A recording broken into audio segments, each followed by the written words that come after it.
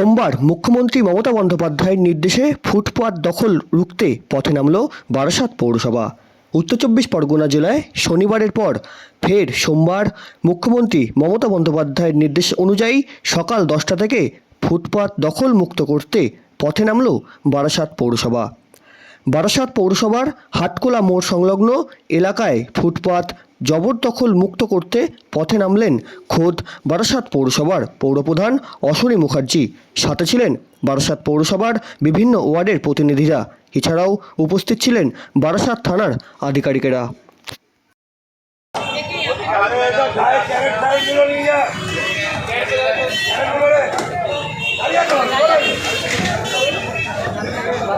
আরে বাড়া পিছিয়ে আসুন।